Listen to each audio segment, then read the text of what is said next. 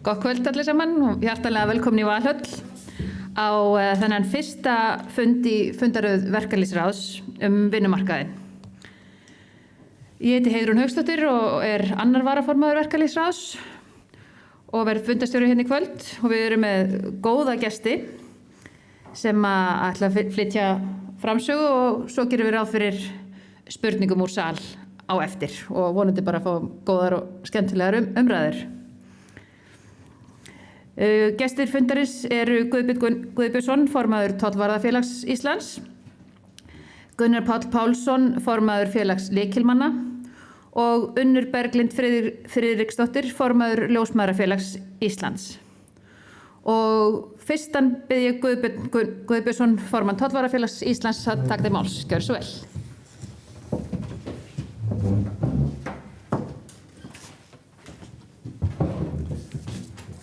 Kæru fundargestir, við vorum víst bara að kemna 10 mínútur. Það svona nægir rétt í startið hjá mér venjulega. Nú ég á að fara aðeins við starfsemi TFI sem nú kannski ekki rosalega flókin, þetta lítið félag að ræða, við erum 110-20 núna, lítil stétt en með langa sögu merkilega. Félagið var stofnað 1935 og þitt elsta félag opinberra starfsmanna á Íslandi og stofnfélag BSB 1942. Og allatíð mjög sterkt félag og með sterka félagsvitund. Við erum, eins og ég sagði, hluta BSRB og erum þar ég þar í formannaráðinu. Nú, það ekkert launungamál að í langan tíma hafa vinstrimenn stjórnað því ágæta bandalagi og það miður, því það var ekkert alltaf þannig. Áttu Kristján Thorlacius sem þannig að við höfum svolítið tapað völdum víða. Núna síðast töpuðum við líka annað félag, Landssamband lögreglumanna, sem löngum hafði nú á mörgum góðum sjálfstæðismennum að skipa, þar sem að sjálfstæðismenn voru líka í forsvari. Og svona má tala mörg önnur félög þar sem við höfum tapað völdum og þetta eitthvað sem við þurfum að horfa til í sjálfstæðisflokknum. Að tryggja aftur að eiga einhverja lykilmenn í verkalýðsforystunni, bæði hjá opinberum starfsmönnum og innan ASÍ. Það var einu sinni þannig.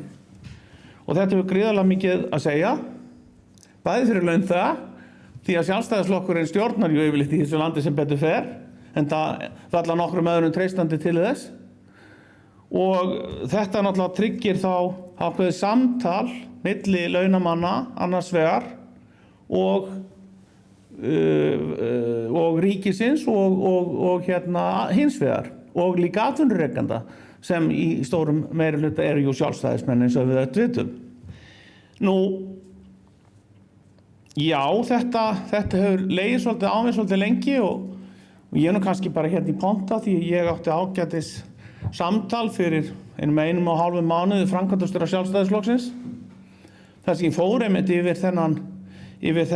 þetta mál og talaði sérstaklega fyrir því að Sjálfstæðisflokkurinn þyrfti að styrkja stöðu sína gagnvart launamönnum.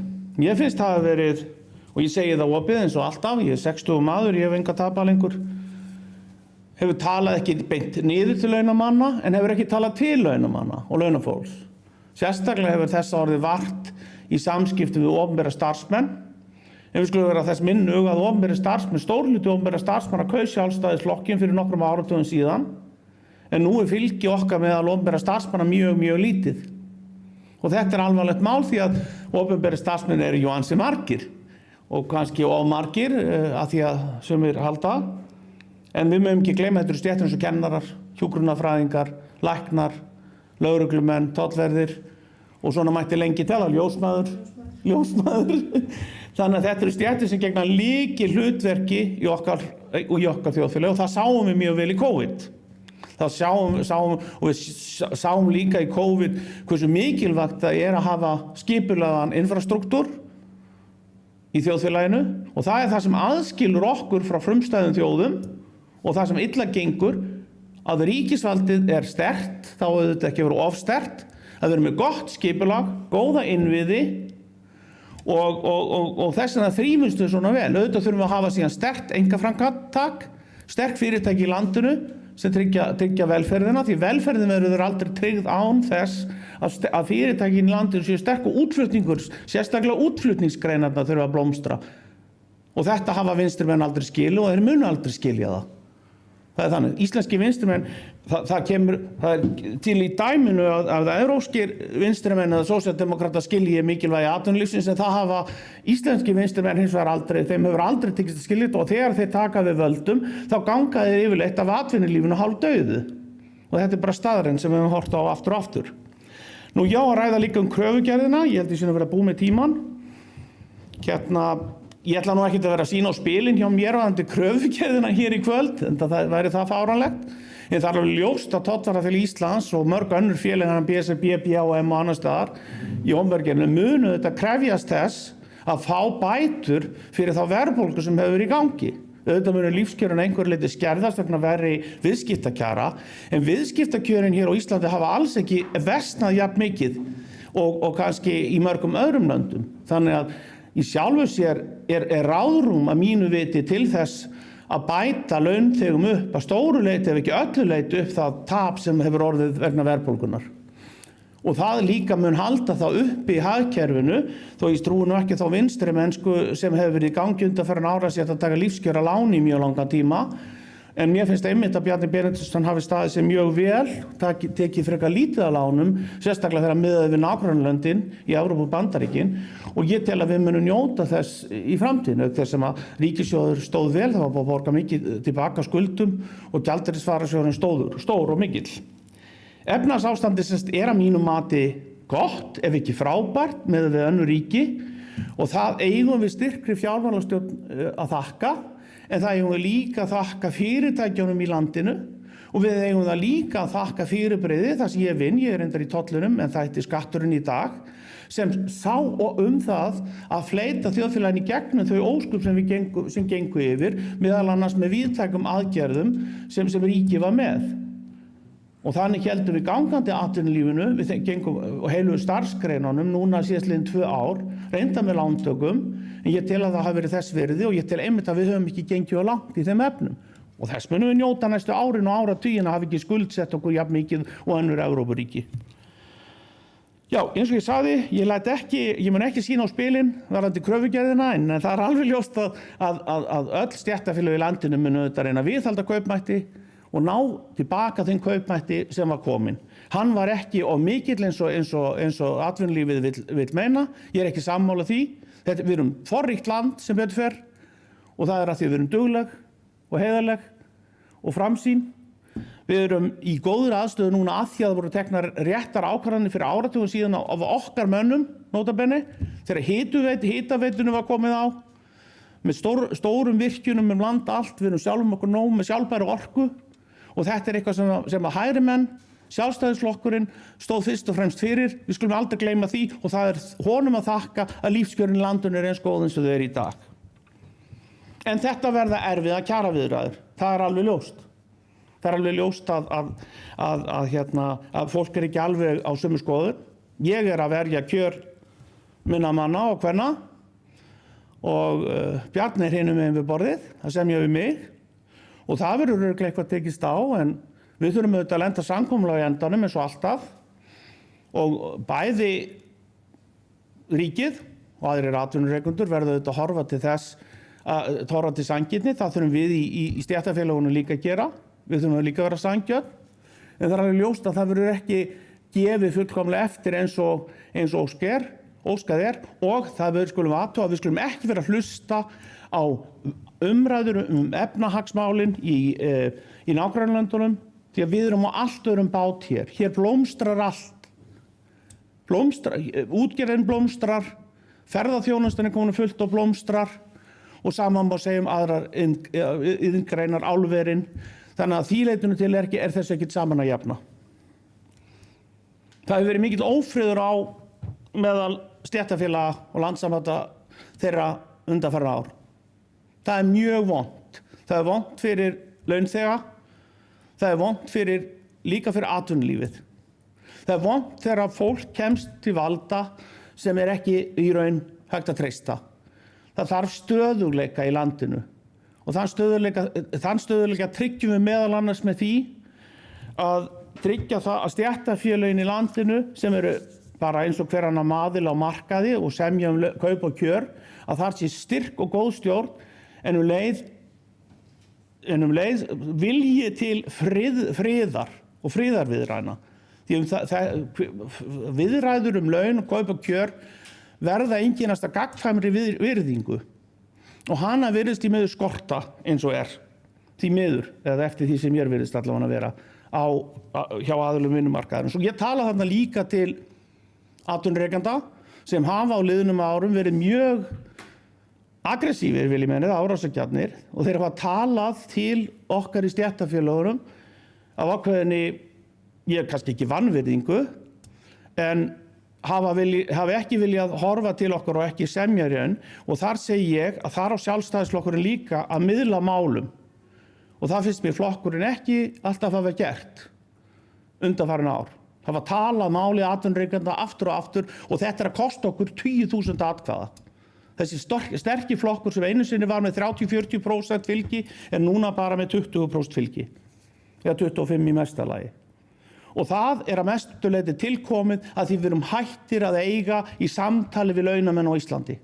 Við höldum að með því að halda uppi samræðu við 1-2% þjóðarinnar getum við tryggt 30-40% fylgi og við erum hér ráðandi flokkur. Það verður ekki hægt til lengdar. Einhvern tíma deyja þessi gömlu kallar eins og ég og unga kynslóðin að kjósa til vinstri. Þetta bara staðreynd. Og við þurfum að læra að taka samtali við unga fólkið okkar. Við þurfum að læra líka að taka samtali við launþega í landinu og ekki bara atvinnurekendur. Og þetta verkefni sem flokkurinn þarf að ráðast í og þess vegna fór ég til framkvæmdastjórans fyrir 6 vikum síðan og ræddi það sérstaklega.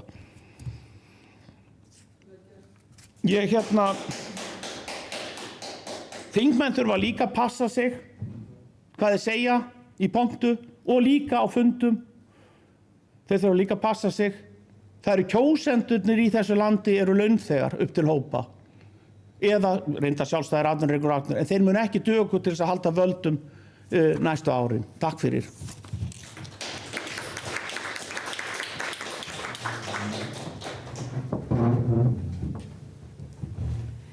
Þakka Guðbirni kærlega fyrir mál hans og næstur Gunnar Páll Pálsson, formaður félags lykilmanna. Gjörðu svo vel.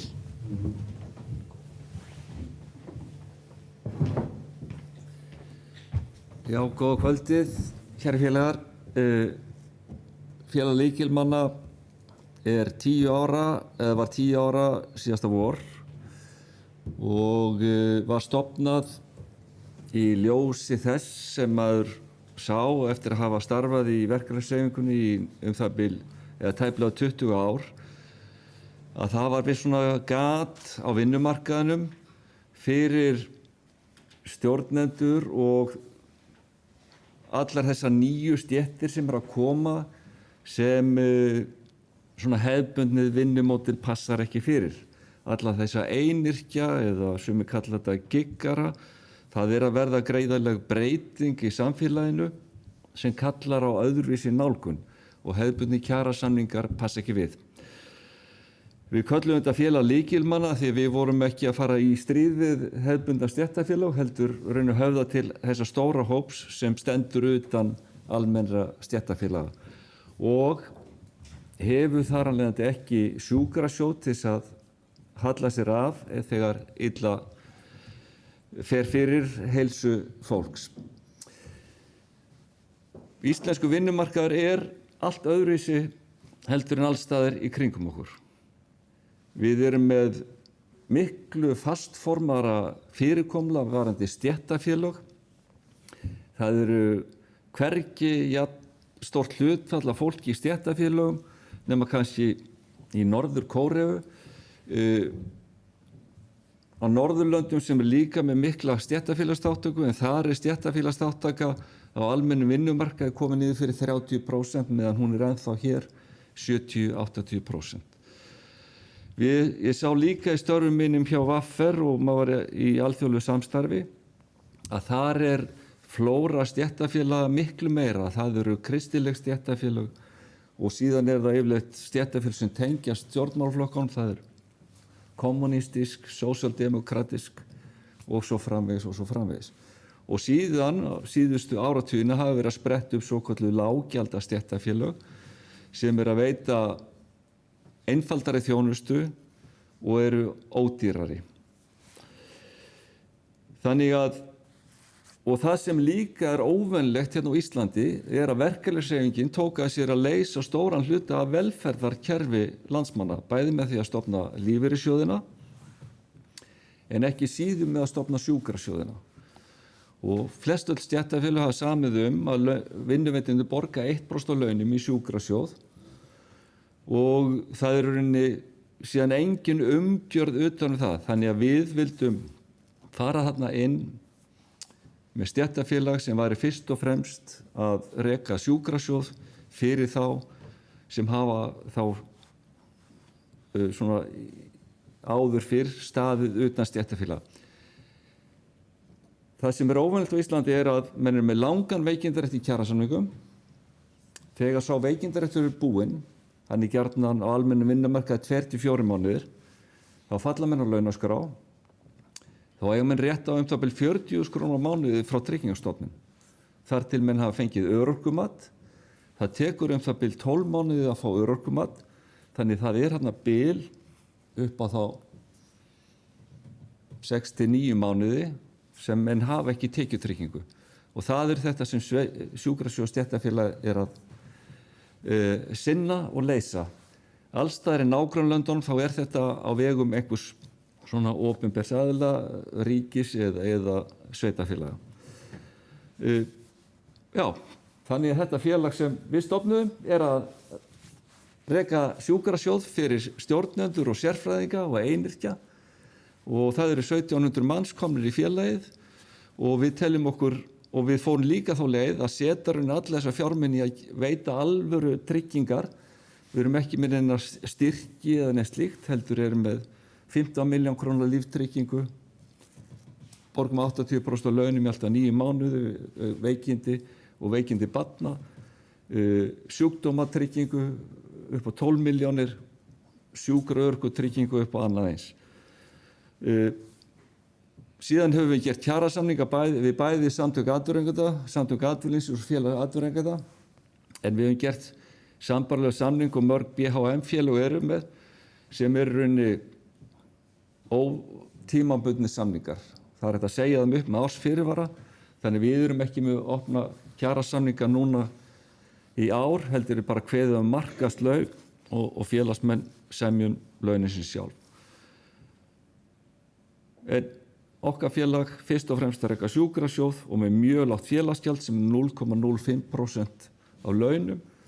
Þannig að einhver sem væri kannski með 800.000 krónur laun á mánuði, hann borgar 4.600 krónur ef ég man rétt á ári fyrir aðildina en fær raunni tryggingu sem er ígildi sennilega 200.000 krónur á ári og fær hann þá raunni skattfrjálst í gegnum að því þetta sjúkrasjóðir er ekki skattlagðir og atvinnurekendur borga í sjúkrasjóði af óskattlagðu fé. Já, við rekum vísu eitthvað smá kjara deild og höfum aðstofa félagsmenn okkar eins og þegar Váer fór í gjaldþrot og fleiri aðila og farið með einhver mál fyrir dómstóla en þetta er bara svona einfalt og ódýrt stéttarfélag en er fyrst og fremst fyrir þá sem eru kannski einyrkjar og stjórnendur og sérfræðingar. Þannig við erum ekki í harðri kjarabaráttu eins og hefðbundnu stéttarfélög í. Já, ég held að þetta sé bara svona nokkurn veginn lýsing á þessu félagi okkar. Takk fyrir.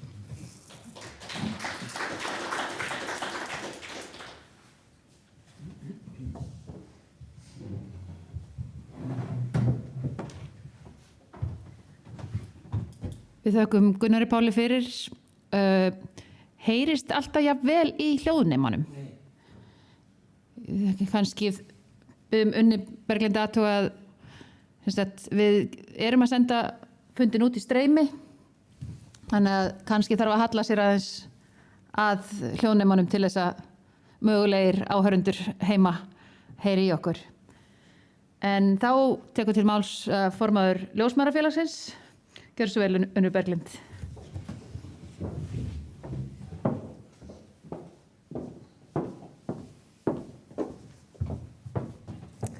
Mér liggur svolítið lágt rómur þannig að ég vona að heyrist í mér því látið mig vita. En ég sérst formaður Ljósmæðrafélags Íslands og Ljósmæðrafélagi var stofnað 1919 þannig að við erum orðnar 103 ára og það var stofnað því að ljósmæður vildu fá laun og þær vildu fá menntun af því að þær voru í raun og veru ekki að fá laun fram að því. Við erum eitt af 28 aðildafélögum BHM og já, með glærur. Já. Gunnlaugur, vorum við með glærunar hérna annars staðar? Ég náði að gera glærurnar í gærkvöldi en það munaði mjög litlu að ég myndi ekki mæta í kvöld af því að ljósmæður eru svo miklu fagidjótar. Tengdadóttir mér misti legvatni í nótt þannig að ég var að taka á móti heimafæðingu og það er það sem hefur kannski verið hamlandi fyrir ljósmæður í gegnum tíðina. Ef það fyrir kona í fæðingu að þá skilja þær allt annað eftir og fara í fæðinguna. Það ég sést ráðan amma. Það er fyrsta ammibarnið mitt. En já, það er bara næstu glæru. Já. Við erum sem sagt eitt af 28 aðildafélögum BHM en við höfum alveg sjálfstæðan samningarétt og eins og þið hafið væntanlega séð í fjölmiðlum að þá er formaður BHM komið með viðræðu umboð fyrir okkur og við í raun og veru fylgjum kröfugerð BHM og við erum ekki alveg að fara að sýna á spilin alveg strax en Ljósmæðrafélagið er með sér kröfur og ég ætla að tala um það.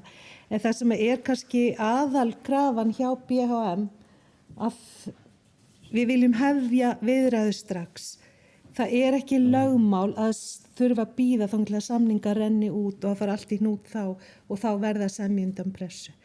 En það hefur gengið frekar erfiðlega að byrja þetta samtal og svo vill BHM líka prósentutöluhækkun, ekki krónutöluhækkun og kannski að laga launatöflurnar í samræmi við það. Já. En ef ég sýna okkar spil að þá viljum við sjá breytingar á vaktakvartanum. Ég veit ekki hvort þið þekki mikið betri vinnutíma. Já. Tölum ekki um það. Nei, en sem sagt, þar kom inn í vaktakvarti þar sem að þú getur fengið alltaf 12,5% hækkun á grunnlaunið þín með fjölbreytileika vakta. Þannig að það hefur verið að þvinga fólk í að vera í 100% vinnu hjá ríkinu eða hjá sama vinnuveitanda, ekki hjá ríkinu. Þannig að þrátt fyrir að allar rannsóknir sýni fram á betri útkomu þar sem er samfelld þjónusta að þá erum við svolítið hólfaða niður og það hefur verið þannig að ljósmæður hafa verið að vinna 1-2 daga í viku í heilsugæslu og svo í fæðingunum og reyna að ná þannig samfelluna. Með þessum vaktakvarta þá búið að þurrka það út. Ljósmæður sem eru á minni stofnunum út á landi, þær hafa verið að fara inn á Landspítalann í hlutavinnu til að halda sig við í fæðingum og því eru færri fæðingar út á landi, það búið að þurrka það út með vaktakvartanum. Yfirmennirnir og stofnanirnar sjálfar eru á móti vaktakvartanum af því að það er búið að setja niður vaktaskýrslu þar sem er verið að reyna að hámarka þennan vaktakvarta á hverja einustu manneskju. Það er ekki séns að fá manneskju til að skipta vakt af því þá tapar vaktakvarta eða lækka niður í vaktakvarta. Þetta er bara galið, en við viljum breytingu. Þetta byrjaði 1. maí, þetta er hluti af betri vinnutíma. Síðan er það stórhátíðarálagið. Við erum bara að detta inn í aðra kynslóð af fólki. Þær sem eru yngri, þær vilja ekki vinna jólin, þær vilja ekki vinna áramótin, þær vilja eiga helgarfrí. Það var þannig að það voru allir á bætingu, þannig að fólk fekk ákveðna yfirvinnu borga fyrir stórhátíðar og svo stórhátíðarálag.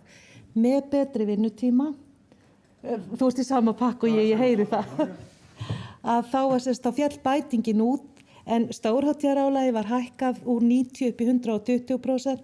Það verður allir brjálæðir þegar þeir fengu útborgað 1. febrúar. Það ætlar enginn að vinna næstu jól. Enginn. Enginn lögreglumaður, enginn tollar, enginn ljósmæður. Nei. Þannig að, já. Og síðan er það nætuvaktarálag. Það var alltaf þannig fyrir betri vinnutíma. Ef þú varst í 50-60% nætuvaktum þá fékkstu þrep fyrir það og það eru bara típur sem finnst gott að vinna næturnar. Með betri vinnutíma er búið að koma í veg fyrir það. Það má ekki borga fyrir að vinna bara á næturnar. Þannig að nú er orðið mjög erfitt að manna nætuvaktir og það í raun og veru hentar ekki öllum að taka morgun, kvöld og nætur. Sumum hentar að taka bara nætuvaktir. Þannig að þetta líka það sem stofnanirnar að finna fyrir að það erfiðara að manna nætuvaktirnar. Og síðan það bakvaktarálægð. Að það sem sagt, ef við ætlum að halda uppi fæðingarþjónustu yfir landið, að þá verður að laga þetta bakvaktarálag af því það eru allir að gefast upp á bakvöktum. Að vera á bakvakt í viku, 2 vikur stöðugt, það meira en að segja það. Og það þarf að laga það. Og síðan fólk að fá svona bakvakta frí ef það mikið á bakvöktum, en núna orðið mjög mikil harka í að það á að stroka út öll svona frí.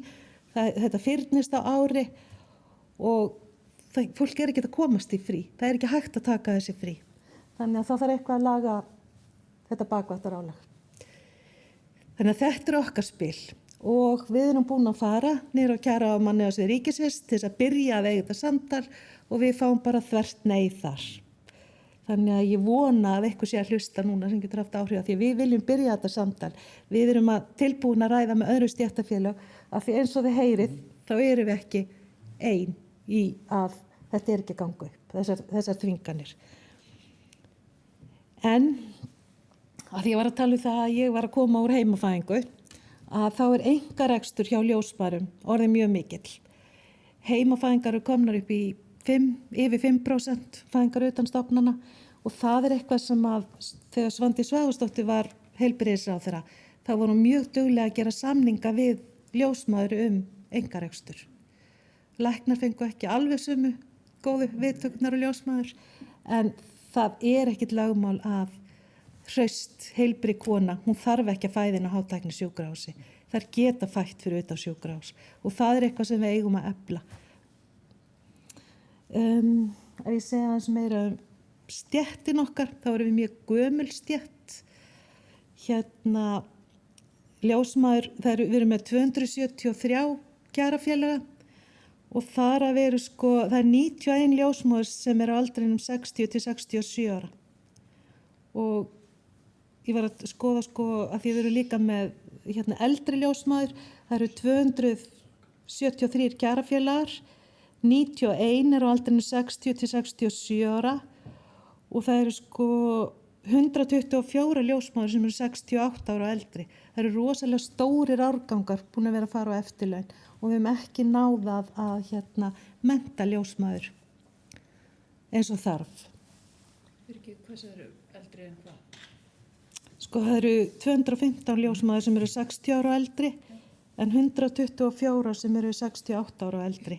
Ég bara trúði ekki fyrir. Já, við erum með 273 virka kjarafélaga og það eru nokkra þarna sem eru komnar sem eru 67 ára pluss og 70 pluss sem eru ennþá að vinna en náttúrulega ekki fullu starfi. Þannig að já, ég held ég sé búin að segja allt sem ég ætla að segja en ég pínu á bleiku skýi ennþá. Nýorðin amma. Takk fyrir.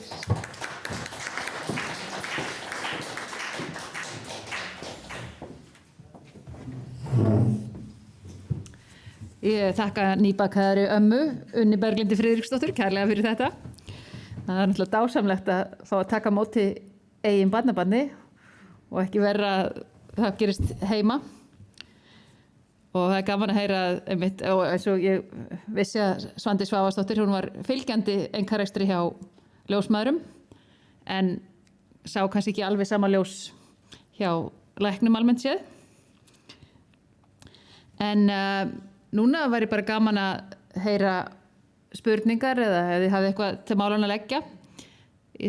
Endurtaka fundurinn í útsendingu. Það eru hljóðnemar í salnum þannig að þið kannski bara myndi standa upp og kynna ykkur þannig að þeir sem að hlusta heima viti hver að tala og eins ef að þið vilji nefna hvort þið beinið spurningunum til einhvers ákveðins aðila. Og við erum ekki með hljóðnema í panelnum, þannig að ég myndi þá biðja þau að koma í pontu og svara.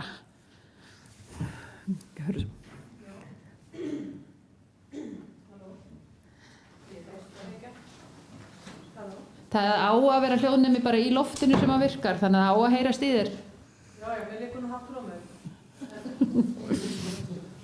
Svona virkar þetta, já. Takk fyrir þetta, ég heiti Sigríður Andersen. Takk fyrir áhugaverðan fund og finnst náttúrulega að koma hérna seint og finnst að upphafi erindis Guðbjörnssonar sem ég var snúkið að hafi hérna farið yfir þetta tæpilungulaust allt saman. Og það er nú svo sem, svo margt sem vaknar upp og svona vangaveltur þegar við erum að ræða þessi vinnumarkaðsmál og sérstaklega kannski undanfarið misseri. Og það er fróðlegt að heyra frá þessu félagi lykilmanna núna síðustu 10 ár. Ég kannski þá svona spurningu kannski einmitt til Gunnars Páls svona, eða kannski myndi vilja biðja aðeins að velta aðeins með okkur hérna kannski einhverju svona framtíðarsýn. Nú greinilega virkar þetta fyrir þennan ákveðna hóp sem er samt alveg örugglega margbreytilegur. Ég myndi kannski ekki alveg einsleitur hópur, ég þekki náttúrulega ekki uppbygginguna í þessu félagi, með þetta þessi högspurning er einhvern veginn í svona félagi tekið tillit til eins og mismunandi aldurs félagsmanna eða eru allir að borga, af því nú er trygginga útreikningarnir eða tryggingaþörfin mismikil hjá eldra fólki og yngra. Þannig ég velti fyrir mig hvort það er í svona félagi einhvern veginn hægt að sníða svona kerfið eða þjónustuna að félagsmönnum og kannski sér í framhaldinu hvort að það er aðeins velt fyrir sér hvort að það megi ekki einhvern veginn hvort þessi markaður fyrir hvort þessi ennþá markaður fyrir þessa þjónustu sem hann er að bjóða upp á, hvort að megi færa hana mögulega einhvern veginn á viðskiptavini til dæmis þeirra tveggja sem hér hafa líka talað. Nú nefndi hún hérna að ljósmæður eru í vaxandi mæli í einkarekstri, sumar kannski alfarið bara í einkarekstri og sumar auðvitað hjá ríkinu líka og þá kemur kannski svona spurningum til þeirra tveggja hvort að þeir geta aðeins velt fyrir sér líka eða hvort þið hafið einhverja hugmyndum eða hvernig hafið velt fyrir ykkur þróuninni á þessum vinnumarkaði næstu misserin og árin. Ég meina, mér finnst þegar hún unnur að fara hérna yfir þetta, þessi vaktaár og alla þessa þætti sem við erum gösuð með reglulega, afsakið, þeir sem horfa á fréttir, alltaf reglulega, kjarasamningsviðræðurnar. Og mann hefur fundist, það er svo langt síðan mann hefur fundist þetta að vera eitthvað ofboðslega gamaldags og spannað. Þegar maður þekkir að sjálfur af almennu markaði að menn bara mæti vinnuna og það er ekkert vandamál að semja kaup og kjör. Hvernig þið sjáuð fyrir ykkur, hvort þið sjáuð fyrir ykkur hægt sé einhvern veginn að einfalda þetta, mögulega þá með auknu frelsi launþeganna í þessum málaflokki.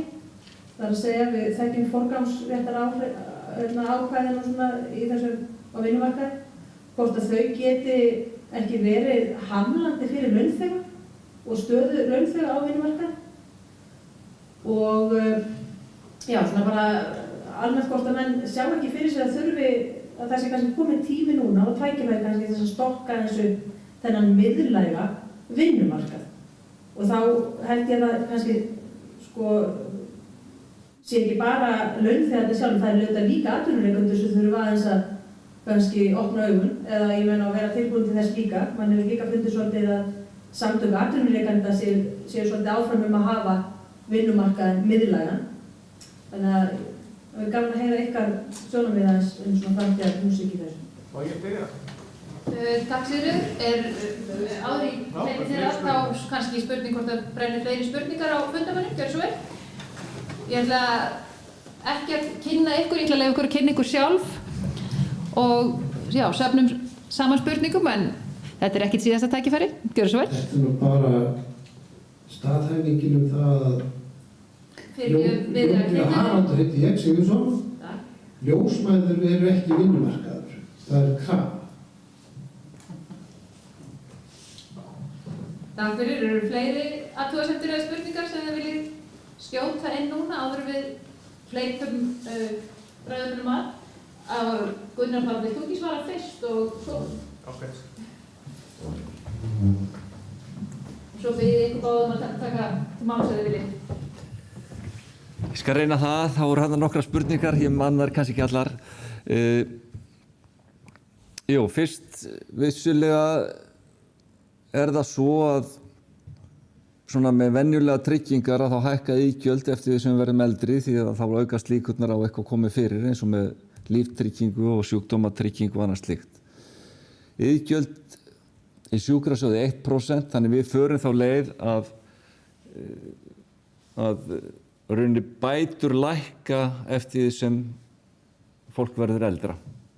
Enda hugmyndin með sjúkrasjóðina að bæta framfærslumissi og þegar fólk kannski verður eldra, komið við 60 og eitthvað slíkt, þá það væntanlega búið að greiða eitthvað meira niður á húsnæðislánunum sínum og kannski eru fleiri börn farin á heiman og því framfærslubyrðin minni. Þannig þetta hugsað þannig að með þessa líftryggingu sem við erum með og sjúkdómatryggingun og sjúkra-örorkutrygginguna upphæðirnar lækka eftir því sem verðum eldri. En fyrir unga fólkið þetta góð trygging.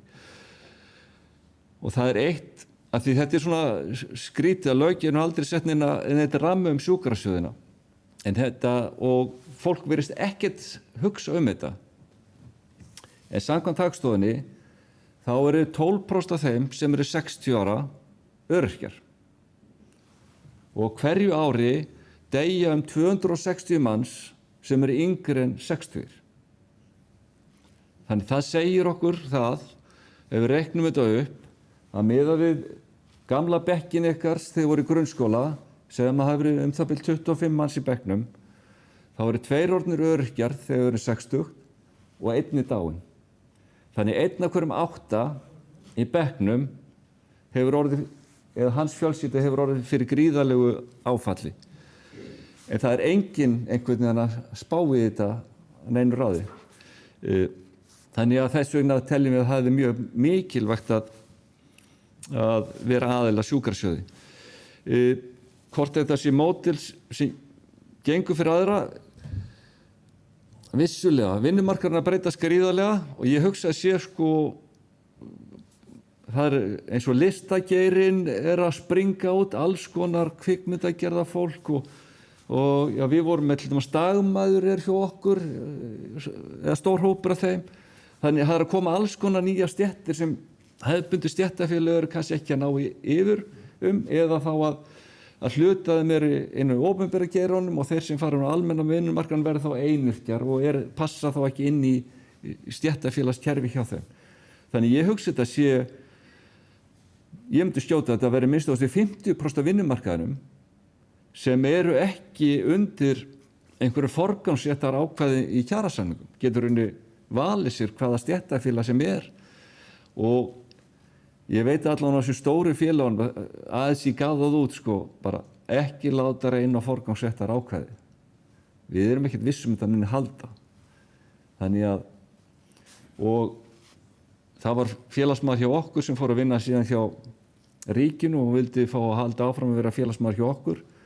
Launaskrifstofa ríkisins neitaði því að þeir eru með samkvæmt lögum eða menn að vera þá í BHM eða BSRB þrátt fyrir ákvæði stjórnarskránum félagafrelsi og þau hjá Launaskrifstofu ríkisins sögðu það getur vel verið að standist ekki stjórnarskrána en meðan það stendur í hvað það lögum með opinbera starfsmenn þá verðum við bara að fara eftir því þangað til við verum dæmd til að gera annað.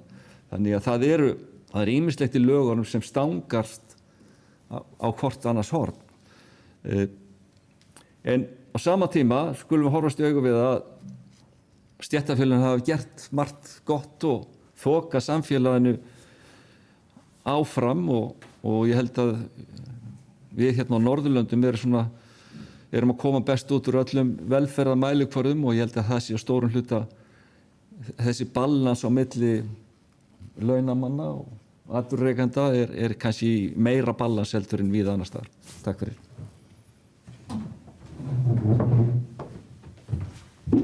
Takk Gunnar, þá Guðbjörn gjör svo vel.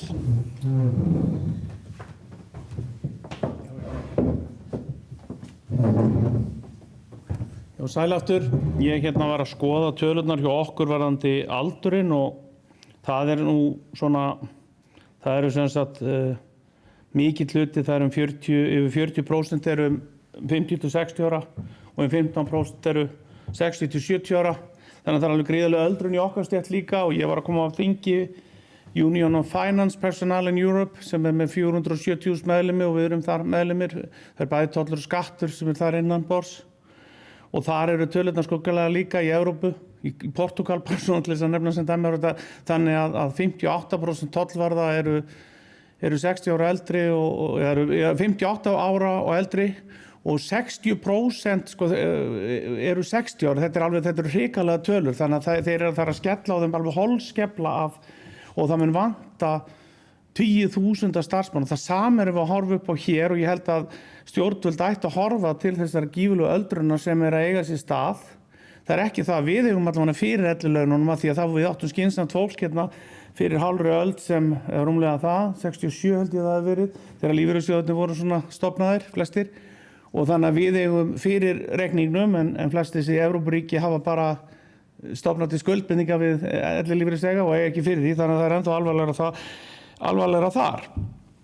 En þetta er eitthvað sem virkilega allavega ríki þarf að velta fyrir sér því að alveg öfugt við það sem fólk heldur þá mun verða skortur á starfsmönnum víða hjá ríkinu á næstu 5-10 árum bara hreinlega vegna þess að það eru svo margir að fara á eftirlaun. Og mér finnst þér að kostuleg umræðan oft í Sjálfstæðisflokknum einmitt þegar að vera að tala um þennan gríðarlega fjölda það þyrfti helst að reka helming allra ríkisstarfsmanna og þá væntanlega kennara, ljósmæður, hjúkrunarfræðing og aðra. Þetta er svona svolítið naív umræða sem að verða stundum var við innan þessi ágæta flokk sem ég nú búin að vera lengi í, þó ég hafa hvatt í nokkur ár og ég hef áhyggjur af henni. Síðan varðandi spurningu Sigríðar áðan, ég kann nú mjög vel að meta hana eins og flestir Facebook-vinnir mínu vita og Brynjar Níelsson líka. Það voru svona mínir uppáhaldsþingmenn hjá Sjálfstæðisflokknum á þingi og skoðanabræður mínir svona í 90% tilfella og systur. Ég hef ákveðnar áhyggjur af þróuninni hjá ríkinu og sveitarfélögum einmitt af því að sveigjanleikinn sem Friðrik Sófusson innleiddi með nýskipan í ríkisrekstri upp úr 1990 er að hverfa. Það er að segja að allt það sem hægt var að gera frá kannski 95-98 til 2020 er að hverfa í skjól einhvers konar jafnlaunavottunar þar sem allir eru að vera með jöfn laun. Við erum að upplifa mjög sósíalískar, ég vil ekki segja kommunískar breytingar, en allavega sósíalískar breytingar með þessari jafnlaunastefnu allri, að það eiga allir að vera á sömu launum. Þannig að allar yfirborganir hjá ríkinu er að hverfa. Og þetta er bara staðreynd. Það var hægt í gamla daga, sjálfur var ég lengi yfirborgaður, ég skammast mín ekkert fyrir að segja það, en þetta er ég ábyrgður starfsmaður. Og þetta er sem sagt að verða eitthvað skammaryrði. Það er allir forstjórar ríkisstofnana eiga að jafna launin og helst að hafa þau sem lægst. Þannig að ég veit það bara þegar við vorum að ráða, auglýstum í vor eftir tollvörðum og fengum ekki eins og gátu hvorki ráðið sumarstöðurnar eða í fastastöður. Við erum ekki að fá fólk að því launin er svo lág. Þannig að allt tal það að launin sé svo há í tollurum eða lögreglunni eða hjúkrunarfræðingum, sjúkraliðar, það er alveg sama hvað það er, ljósmæður væntanlega líka. Þetta er tómt mál að tala um. Þetta unga fólki er ekki að koma til okkar og þannig að þetta er bara rangt. Og það sem við gátum gert í gamla daga, við vorum með sveigjanleg, við gátum borga meira fyrir aðburða fólk og eins fyrir störf, það var borga meira fyrir störf sem voru óþægilega eða enginn vildi vinna eða voru mjög flókin og erfið og það er að hverfa líka. Það virðast allir að fara bara á sömu lágu launum. Ég hef áhyggjur af þessu. Þetta er ekki mjög sjálfstæðismannslegt þegar svona tónar ráða ríkjum í fjármálaráðuneytinu. Og þetta virðist vera, og allur þessi boðskapur og allir þessi samningar, þessi vandræðagangur sem við erum að ganga yfir okkur núna, þetta kemur frá BHM og BSRB og þetta fólk er alveg, ég var ekki formaður félagsins þar þegar það var samið þessa vitleysu sem að fór í gang, hérna með vaktakvattanum, já, þannig að það var bara gagngert skipt, það var víða sem að bara hreinlega formenn urðu að víkja eftir þessa samninga. Þeir voru svo arfa vitlausir og það skilur þá enginn enn þann dag í dag, ekki einu sinni fólki sem samdi þá. Þannig að vaktakvata á þetta er svo flókið og þetta er svo óréttlátt, þetta er svo vitlaust að það skilur ekki nokkuð maður. Og þessu þarf að breyta og ég hef átt samtal við Bjarnar Ben, ég sendi honum bara Facebook-skilaboð og hann hringdi bara klukkutíma seinna. Svona eru alvöru ráðherrar og átti við hann hálftíma spjall einmitt vaktakvattan og þessa breytingunum þessa kjarasamninga. Það hann mjög vel upplýstur, ég heyri það í samtalinu, hann mjög vel upplýstur öll þessi mál. Og ég veit að hann mun taka á þeim og mun eiga orðið hjá Mannauðssýslu ríkisins sem auðsjáanlega á einhverjum villigötum í þessu máli.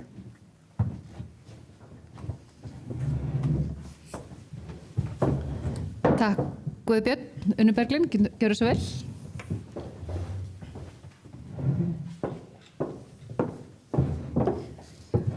Ég vil þakka Haraldi fyrir að segja við séum krafa ljósmæður.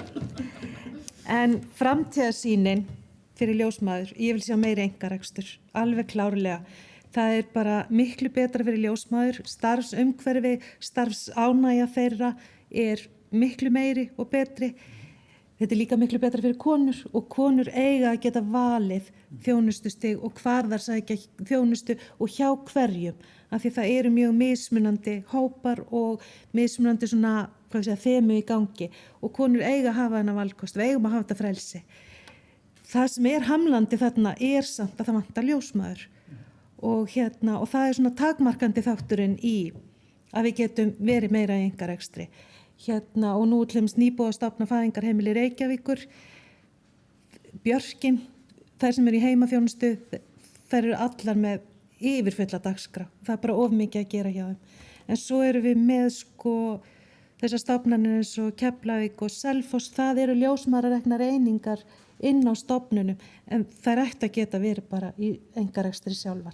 Af því maður sér bara það ljósmæður sem eru á einkareknum heilsugæslustöðvum, að það gengur bara mikið betur og það biðlist eftir að fara að vinna þar. Og það þarf að stokka upp þetta kerfi. Þetta alveg galið, þessi miðlægu kjarasamningar, svo eru stofnanasamningarnir og stofnanasamningarnir, maður að setjast niður og ræða við stofnanir, það líka að stofnanir sé að senda okkur niður í kjara og Mannauðssýslu að sækja peninga fyrir þær. Þetta bara galið. Og jafnlaunavottunin, hún bara til að halda öllum niðri. Þetta alveg fáránlegt. Takk.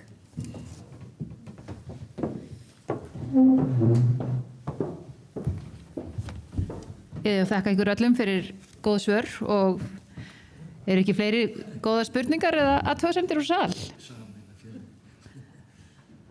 Haraldur hefur eitthvað fleira fram að færa eða? Já, endilega, takk.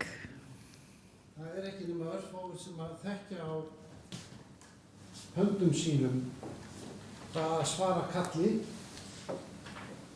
miðjanótt eða 19. dag og þegar menn semja það hverjir eigi að svara því kalli skyldu menn líka meta það til launa. Heyr. Ég veit ekki hvort framtíðin á að vera slík á Íslandi, ég ætla að gefa Unni orðið að það sé best að fæða bara börn milli 8 og 5 á virkum dögum. Ekki að vera vesenast í að fæða börnum helgar eða á nóttunni og sérstaklega ekki þá heyrist mér jól eða áramót. En ég veit nú ekki hvort að ég má bæta því inn í eða hvort að þýðir nokkuð að reyna að biðja útskýringu það á þessu vaktakerfi. Ég þykist að hafa unnið í vaktavinnu 30 ár en ég skil ekkert í þessu. Unnur, gjörðu svo vel.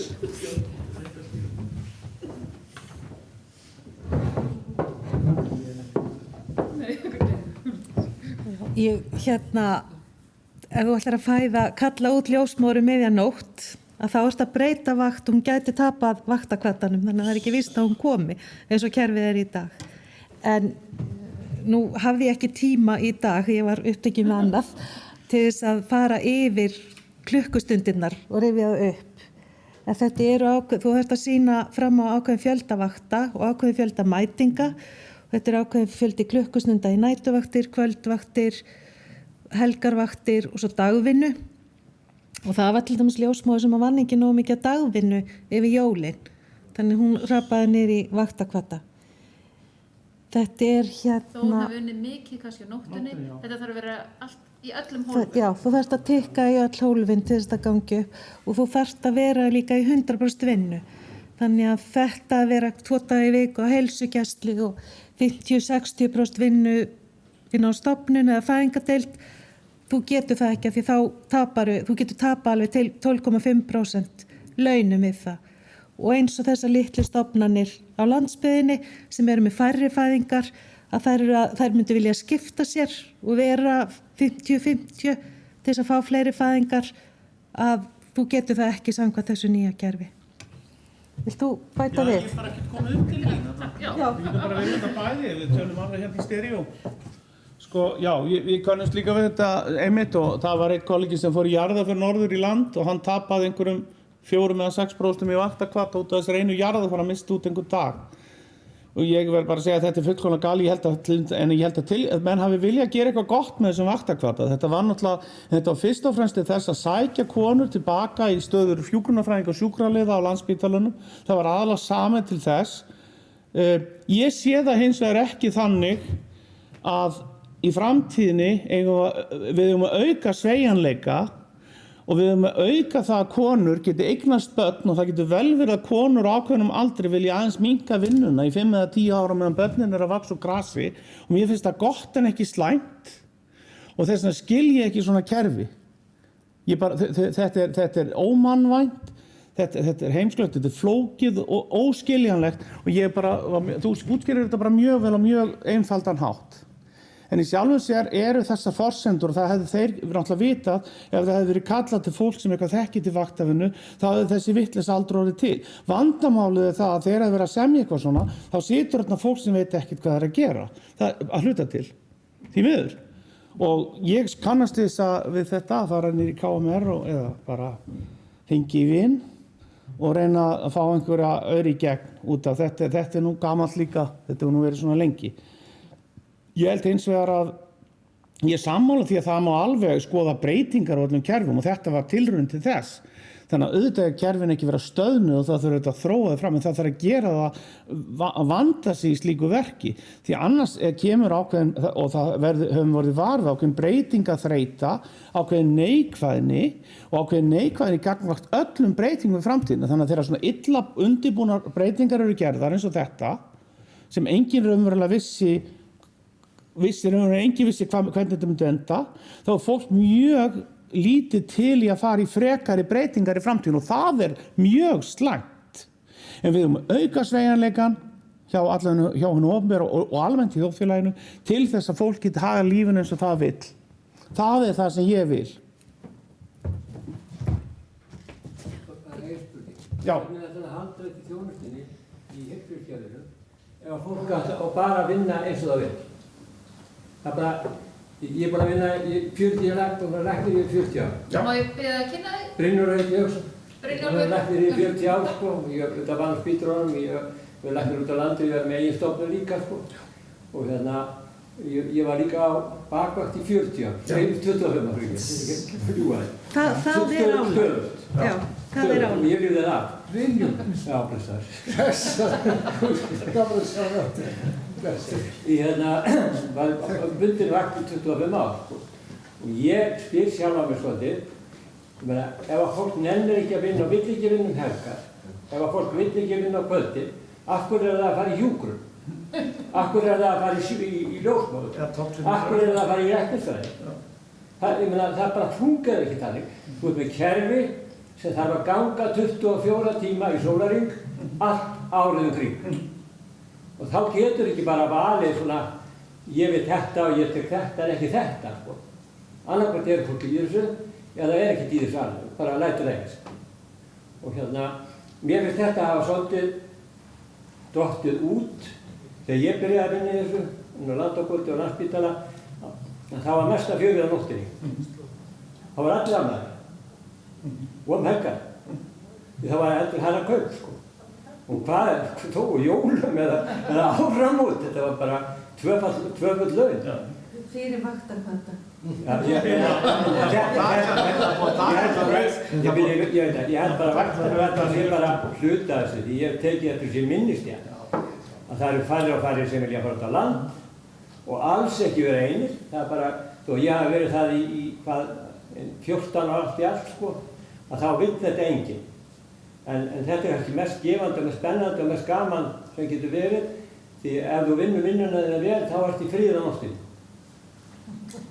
Þetta er fyrir drafinu. Það er ekki allir þannig hjá ljósmæðrum, það er svo margar konur sem fara að staða nóttinni. Já, ég hef tekið á móti 9 í heimahúsum. Ég er reyndar alveg sammála, þetta er ákveðin þróun, ákveðin þjóðfélagsþróun. Ég held við verðum bara að finna lausnir á þessu, það er ekkert að breyta því að unga fólki hugsa aðeins öðruvísi en ég 60 kallinn og við því er Við stjórnum því hvernig börnin hugsa líka. Ok, ég stjórna ekki hvernig dætur mínar hugsa, það eru mjög sjálfstæðar. Þetta endar þessu tuð og áróður að Já. það er erfitt að vinna á nóttinni, það er erfitt að vinna helgar, það er erfitt að gera þetta. Mikilvægi frítímans, mikilvægi þessa, já, þetta er Tjóðlega getur það verið gaman. Já. Ég reyndar alltaf að segja við því, þetta snýst líka frelsi þitt sem starfsmaður, að geta valið þína vaktir sjálfur og sért ekki þvingaður til þess að taka morgun, kvöld og nætur og byrja svo aftur morgun, kvöld og nætur. Þegar börnin mín voru lítil, þá vann ég bara nætuvaktir. Það bara passaði mér best. Það hefði verið mjög erfitt fyrir mig. Ég hef ekki geta verið í vaktavinnu. Þetta búið að samþykja þetta. Það var fyrir mína tíð. Ég er alveg sammála, því ég var á 2 karriér, ég var óperusöngur og síðan tók ég BA-próf og mastersgráðu og ég gerði þetta allt á nætuvöktum. Kláraði þetta allt saman á 8 árum. Þannig að þú veist, þetta gaf mér tækifæri til þess að fara í langskólanám aftur. Ég tók eitt aftur, svo tók ég annað. Þannig að þetta hefur ákveðna kosti. Það er lítið talað um kosti þessa í dag, ég sammálaði. Það er einhliða áróður fyrir því að fólki er bara að taka það rólega, það er heimskulegt að vinna, helst þegar allir er að fá borgaralaun og fólk á bara að hafa sem minnst fyrir því, það þarf að fá ókeypis húsnæði, þetta á alltaf að vera bara ókeypis og fólk á að fá fullt af peningum og þetta er hluta því sem sjálfstæðisflokkurinn er verkefni í sjálfstæðisflokksins að leiðrétta. Þetta er eitthvað þjóðfélag sem Píratar eru að predika sem gengur síðan bara ekkert upp í raunveruleikanum. Því að það þarf að vinna fyrir peningunum þannig sem ég kom, þegar ég var lítill og það er ennþá þannig. Og það er að skapa verðmæti. En aðeins ef ég má bæta líka við, með einkareksturinn, þetta er að ganga þar. Þar er fólk að vinna nætur og helgar af því að fólk hefur meiri stjórn á sínu vinnutíma. Það er ekki þvingað í eitthvað ákveði fyrirfram kerfi eins og er með þessu nýja. Ég er algjörlega sammála, þetta er tónvíkjum þetta kerfi. Hvernig ég má ekki segja svona, datt ykkur í huga samþykja þetta? Ég samþykki. Ég samþykki það ekki. Það er allir farnir til það. Einhverju samþykkt og samþykja? Já. Það ekki? Jú. Var þetta þá ekki kynnt til fólki? Þetta var í miðjugóð, ég ætla að útskýra þetta. Þessir samningar, þessir fyrir ég skulle vera hérna úr mynd, þessir samningar voru náttúrulega, það var gengið fram með miðjukóvid, þeir voru illa kynntir, það fóru litlar umræður fram, þetta var versti tími til þess að fara yfirleitt í svona einhverja viðræður af þessu tagi. Þetta var allt gert rosalega hratt og síðan var þetta illa kynnt og þetta var samþykkt í miður og hérna, ég held að allavega flest félögin sem ég þekki til, allavega lögreglumenn og tollverðir og fleiri, allavega í BSIB, sjúkraflutningum en samþykkt þetta ekki og hérna, og slökkviliðsmenn, þannig að þetta var mjög umdeilt en hérna, ég held að flestir sem félög sjáu eftir þessu í dag. Hins vegar eru þetta stytting vinnutímans fyrir dagvinnufólk vel lukkuð því allir vilja fá sömu peninga og vinna minna. Svo sem segir nei við því hann er náttúrulega eitthvað skrítinn. Þannig að þetta náttúrulega hefnast mjög vel fyrir okkur sem erum í dagvinnu. En hérna var innistæða fyrir þessum hækkunum. Það var innistæða fyrir þessari styttingu vinnuvikunar þegar uppi staðið. Ég vil meina svo hafi ekki verið.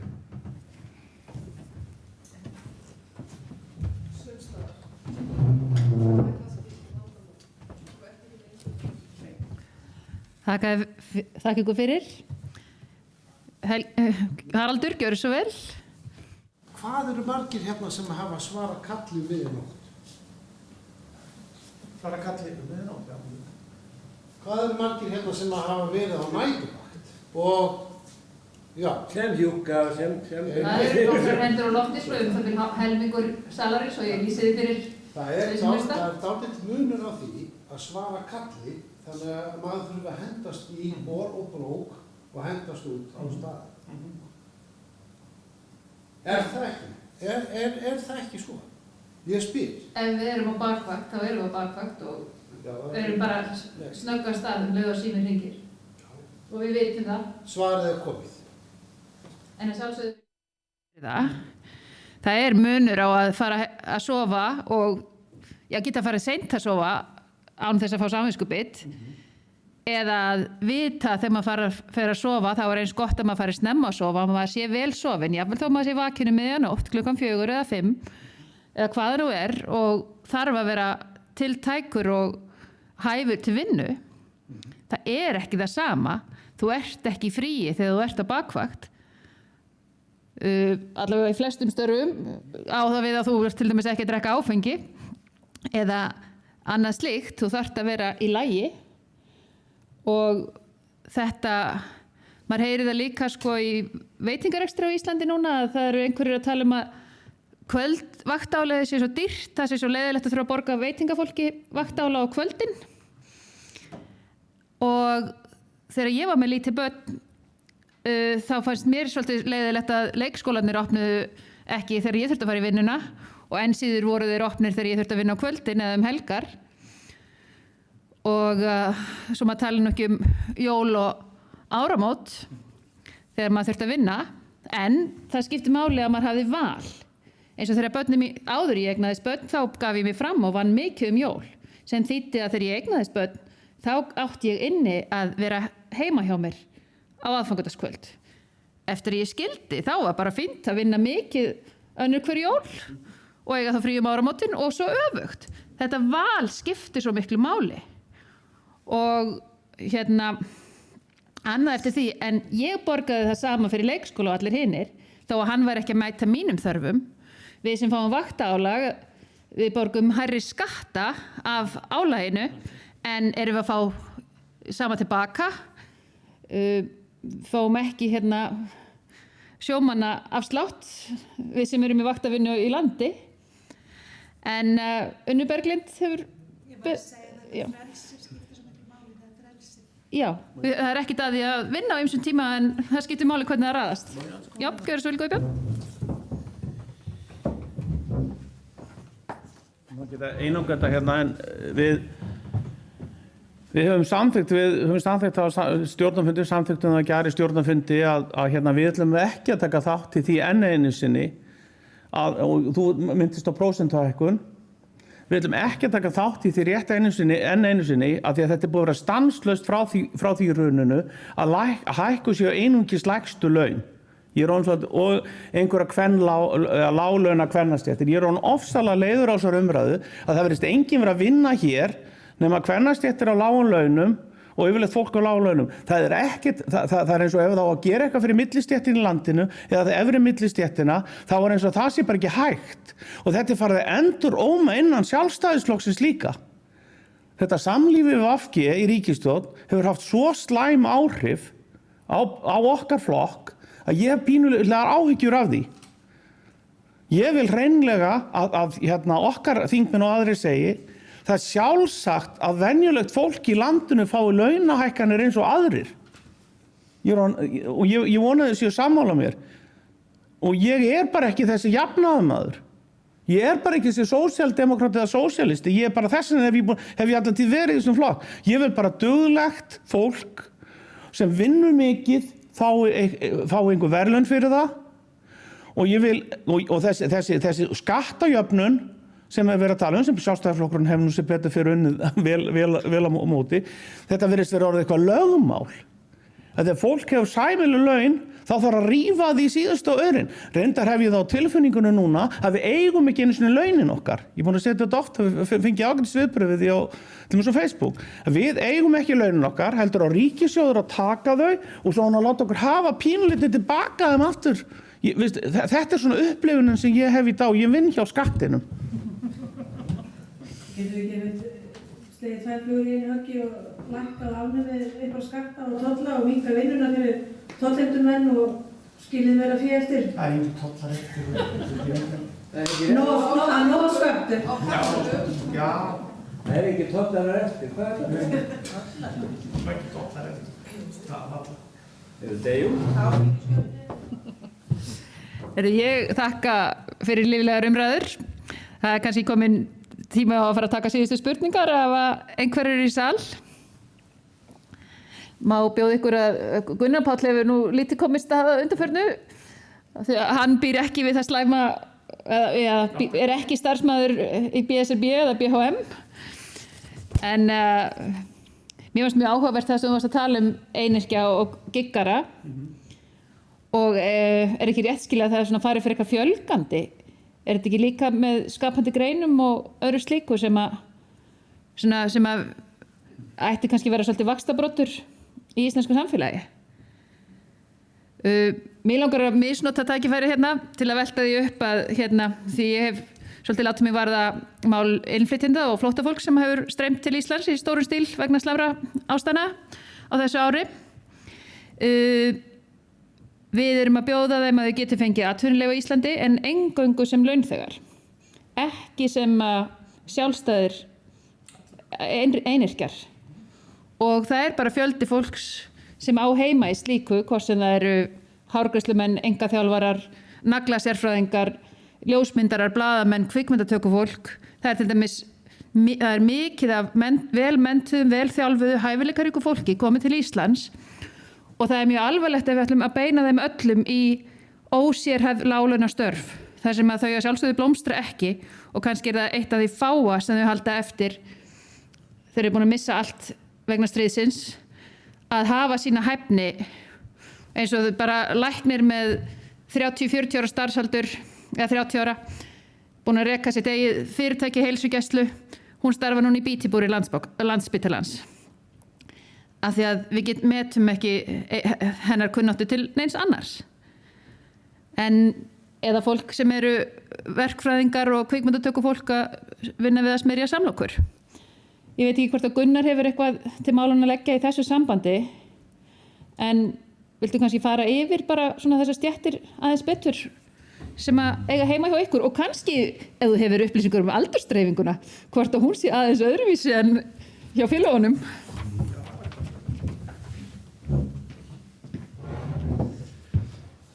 Já, kannski ef við byrjum á aldursdreifingunni, jú, við þannig að þið hafa kannski ekki orðið mjög var við okkar félag. Við höfum náttúrulega kynnt okkur markvisst á samfélagsmiðlum til þess að höfða til yngri hópa. En það var nú kannski hugmyndin að meðan félagið væri ungt og væri að safna að félögum að það væri svona kannski helst að höfða til þeirra. Þannig að auglýsingarnar okkar hafa kannski ekki birst hjá þeim sem eru eldri en 55 ára. En meðalaldur í okkar félagi er held í 43 ár, við svona höldum svolítið aðeins upp á það.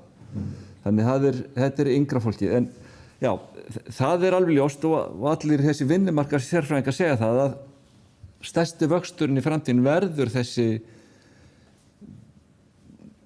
svona störf svona án skilgreiningar. Menn eru að vinna heima, menn eru með marga vinnuveitundur kannski, hlutastarfi og starfa sjálfstætt og við höfum verið að efla mikið með þessar skapandi greinar þannig að það fólk var skilið eftir svolítið aleitt út í eyðimörkinni með litlar tryggingar og annað slíkt. Þannig það er líka eitt sem mér fyndist að mætti skerpa á umgjörðinu vinnumarkaðinn eins og þetta sem við stiltum upp að reka fyrst og fremst sjúkrasjóð. Að segja bara lágmarksstærð að sjúkrasjóð þurfa að vera 1000 félagar eða eitthvað svoleiðis til þess að þessum fjármunum hefur ekkert alltaf verið ráðstafað kannski vel í gegnum áratugina. Og það er líka sem er sérstakt við íslenska vinnumarkað, það er þessi langi veikindaréttur hjá vinnuveitendum. Víðast hvar í nágrannlöndunum þá er þetta ekkert lengur en mánuður sem menn hafi veikindarétt hjá sínu vinnuveitenda og síðan fara menn inn í eitthvað tryggingakerfi.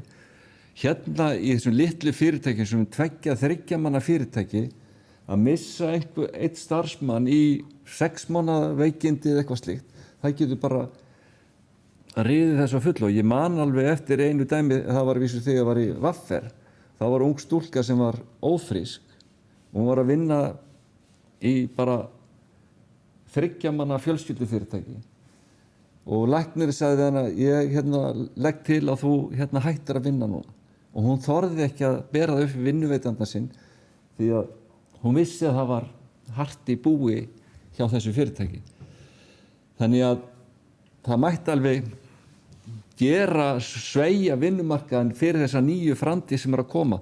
Það sem kannski verður bara 20, 30, 40% af vinnuaflinu sem rauninni bara einyrkjar og sjálfstætt starfandi. Takk fyrir. Þakka þér fyrir, Gunnar. Ég vil bara enda kvöldið á að þakka ykkur kærlega fyrir þessum frábæru framsögu erindum og fulltrúum og ykkur sem hafa mætt hérna á fundin og þakka bara líflegar samræður og umræður. Mér sýnist að við þurfum að leggja hausinn í bleyti og velta fyrir okkur hvernig við ætlum að efla tengsl okkar við launþegana, efla samtalið, sækja fram. Það grafalvarlegt mál ef að öldrun stétta svo mikil sem raun ber vitni og maður hefur auðvitað heyrt varðandi kennara og fleiri stéttir fyrir löngu. Og kannski bara allt fullt af ungu sjálfstæðisfólki sem að ætti heima í þessum störfum en fer ekki í þau vegna aðstæðna sem að hrekja þau frá því vali. Og eins mikilvægt fyrir okkur að huga að breyttum aðstæðum og breyttu samfélagi, að við hugsum skapandi greinar, við hugsum að hlutinir eru ekkit endilega eins og þeir voru og það eru nýjar þarfir og nýjar hópar sem að þarf að hugsa til. Það komið tími til að við hættum að láta aðra skilgreina sjálfstæði. Já. Heyr. Við hætta því að við séum óvinir vinnandi fólks, það lygi. Við erum staðið fyrir mestu bætingu á kjörum sem getur í gegnum söguna. En samt látum við ljúga út allt að við séum óvinir vinnandi fólk. Þetta mjög gott innlegg, þakka þér fyrir, Brynjólfur. Því að það virðist hafa gleymst á ýmsum vettvangi. Það sem Sjálfstæðisflokkurinn hefur staðið fyrir í gegnum tíðina, stétt með stétt. Að sjálfsögðu þurfum við öfluga atvinnurekendur og það skiptir máli að efnahagurinn sé góður á Íslandi, en hann byggist á góðri samvinnu og eins og þið segir friðarvilja, sátt, en það líka mikilvægt að launþegar hafi það gott, gangi á góðum störfum, fái frelsi eins mikið og hægt og umbun fyrir velunnin störf. Við þurfum að gæta sanngirni og Sjálfstæðisflokkurinn snýst alls ekki það að fara illa með launþega, því að við vitum, ef við megum allavega ekki gleyma því, að þá gengur samfélagið ekkit upp. Ef við ekki bara láta þetta vera lokaorðið í kvöld. Takk fyrir.